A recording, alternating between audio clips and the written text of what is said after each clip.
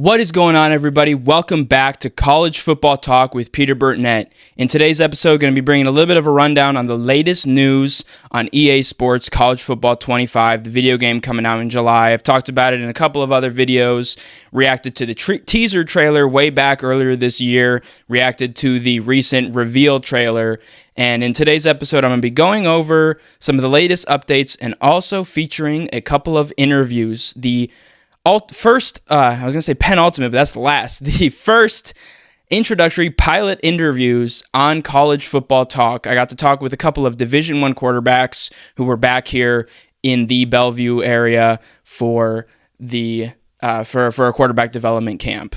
But before I get into this video, if you go on to enjoy, please feel free to leave a like, consider subscribing to the channel, and turn on those post notifications so you're always up to date whenever I post.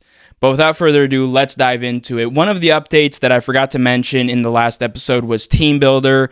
This is a feature I'm really looking forward to as somebody who went to the University of Dayton, obviously an FCS school, not as of yet featured in the game. We'll see if future iterations include FCS teams. That would be a lot, though. I anticipate that probably is unlikely, but having the ability to have Team Builder, and I had seen somewhere potentially up to 120 teams. I don't know what the truth of that is. I'll verify that when I go through and edit this video. But Team Builder is something I'm really looking forward to, being able to put the flyers out there, put them up in games, maybe put them in the MAC, because the next point in Dynasties will allow custom conferences, so maybe we get a little bit of a team builder going, put them in the MAC, have them go up against Ohio State, regionally against Cincinnati in the non-conference games, things like that. So that is something I'm very much looking forward to, being able to customize the uniforms, I imagine the stadium to some degree, and just all of that creativity that we have at our fingertips. Then a couple of features. This news is a little bit newer. The team builder was, again, a little bit further back there when the reveal information came out.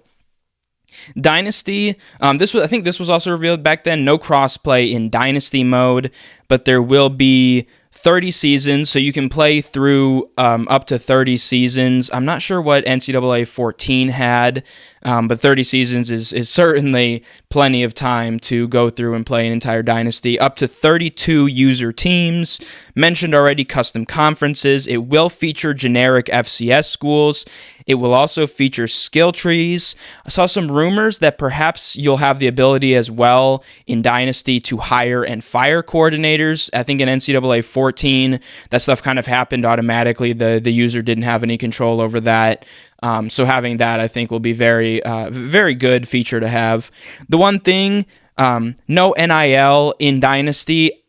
I think it's... I don't mind that. I think it's an added thing that would maybe just create just a lot, an overwhelming amount of different things to try to manage in a Dynasty, where having it in the game, maybe having it as a toggle on and off option, I think would probably be a better option. But still, that is one of the things that maybe would be a drawback. And again, the no crossplay. Road to Glory is the other thing. Starting things off, I think the negative is what stands out more to me than the positives that are in this. There will not be high school, at least in this first generation, the first iteration of the return of the college football video game. So that's a little bit disappointing. I think it's interesting, though. You will be able to select whether you're a 5-star, which is, I think, 80 overall, 4-star, 75, 3-star, 70, 2, I believe, is 65 overall, maybe. And I don't think they have a 1-star option. If they do, that would be, I imagine, 60 overall. I like that. I do think, though, being able to play through high school, get the scholarship offers, try to earn a scholarship offer from one of the teams that you have was an amazing feature back in the old Road to Glory versions. But I think this will be interesting. I believe there is NIL in Road to Glory. It's one of the things that you try to manage for your player. So that's something I'm definitely intrigued by. And then kind of just final overarching thoughts. It seems like more and more information is coming out. There are a lot of other YouTubers or, writers, bloggers, whatever, who have been able to play the game and are starting to see some trickle down. A guy like Not the Expert, Bordeaux, some guys like that who have been able to play the game and kind of very limited in what they're able to talk about, but there is some information. But finally, fun little segment to end this video. I got to talk with Oklahoma State quarterback Zane Flores. He is going into his sophomore season. In the spring ball, he was able to receive some team snaps. He's behind Alan Bowman, the starter, but is gunning for potentially more reps and maybe trying to earn that backup role potentially. Obviously fighting for that with some of the other guys on the Cowboys depth chart. And then at Nebraska, the freshman quarterback Danny Kaelin, out of Bellevue West this past year. Zane Flores from Gretna, both schools that I cover here in the area. So I got to talk with both of these guys, ask them a couple fun questions about being in the game on EA Sports College Football 25. Here with Zane Flores, the quarterback, one of the quarterbacks at Oklahoma State. Having the opportunity to be represented in EA Sports College Football 25, being able to play as yourself, what does that opportunity mean to you? It's super cool. So I remember being in like elementary school with my brother. We'd always turn on NCAA 13, NCAA 14, and just like the last names weren't on the jersey, but it was still awesome to play. Definitely my favorite game ever. But yeah, to have the opportunity to be in a video game is unreal, especially one that I've played growing up, and to actually see like the players' last names on it, it's gonna be super cool. And what are you kind of most looking forward to with that game? Is it kind of playing as yourself or something else?